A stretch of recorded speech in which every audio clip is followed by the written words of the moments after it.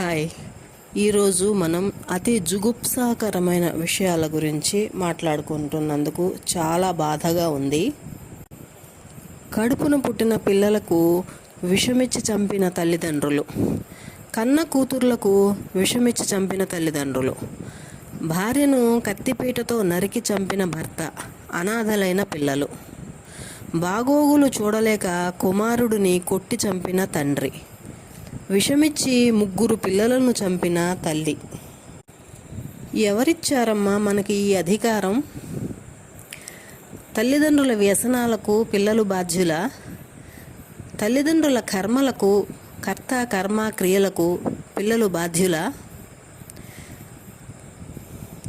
ఈరోజు మీరు చేసిన పని చిన్ననాడు మీ తల్లిదండ్రులు చేసి ఉంటే మీరు ఈ ప్రపంచాన్ని చూడగలిగేవారా?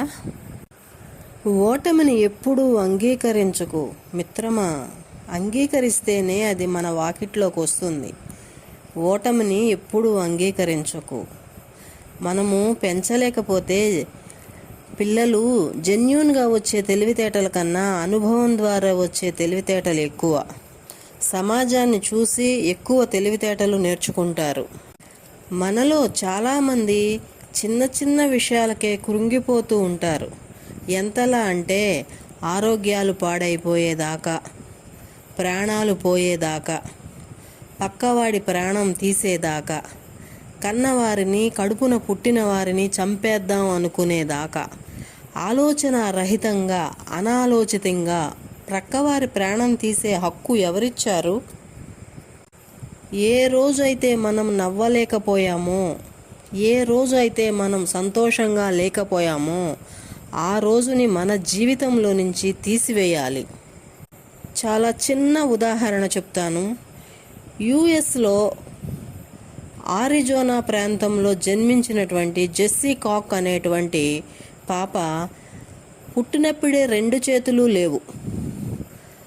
ఆ పాపను చూసి, 2 చేతులు లేని ఆ పాపను చూసి తల్లిదండ్రులిద్దరూ ఈ చేతులు లేని పాపను ఎలా పెంచుదాము, తను ఎలా బ్రతుకుతుంది, తన అవసరాలు ఎలా తీరుతాయి, పాప చాలా కష్టపడాల్సి వస్తుంది కాబట్టి ఒక్కసారి మనసు కఠినం చేసుకొని గొంతు నులిమి చంపేద్దాం అనుకున్నారు. తల్లిదండ్రులిద్దరూ డిసైడ్ అయ్యి ఆ పాపను గొంతు పిసకటానికి నిద్రపోతున్న పాప దగ్గరికి వెళ్ళారు. ఆ పసిపాప నిద్దట్లో అప్పుడే నవ్వింది.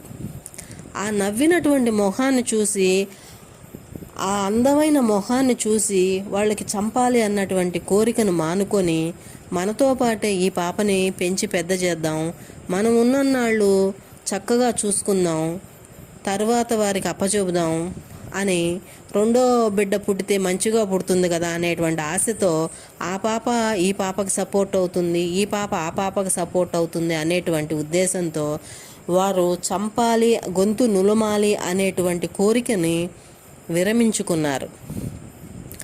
ఆ పాప పుట్టుకతోనే my life is God gift, నా పుట్టుక భగవంతుని కానుక అనుకుంటూ పెరిగింది.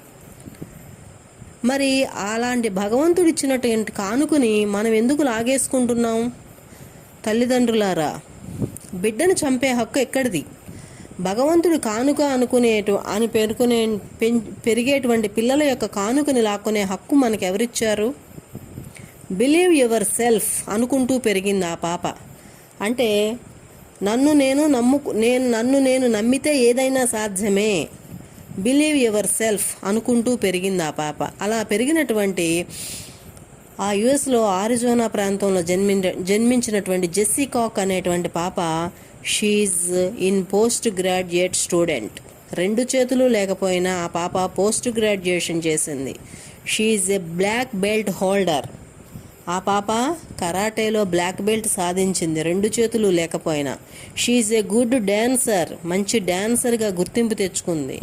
గుడ్ స్విమ్మర్, చేతులు లేకపోయినా సముద్రాన్ని ఈదగలిగింది. ఎవరు? పీక పిసికి చంపేద్దాం అనుకున్నటువంటి జెస్సీ కాక్ అనేటువంటి పాప చేతులు లేకపోయినా పైలట్గా విజయం సాధించింది.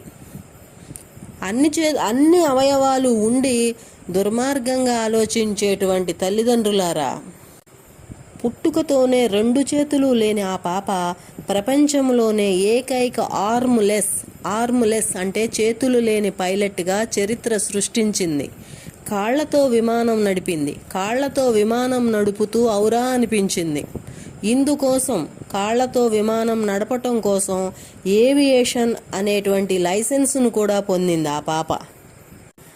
చిన్నారులము మేం చిన్నారులము నవభారత నిర్మాతలము అంటూ అల్లరి చేస్తూ సందడి చేస్తూ పెరిగే చిన్నారులను పెరగనిద్దాం. వారిని నవభారత నిర్మాతలుగా తీర్చిదిద్దుదాం. ఆ అవకాశం తల్లిదండ్రులుగా మనం వారికి కల్పిద్దాం. దయచేసి తల్లిదండ్రులు చేసేటువంటి మానవతా దృక్పథమైనటువంటి పనులకు పిల్లలని బలిపశువుల్ని చేయవద్దు. దయచేసి గమనించండి.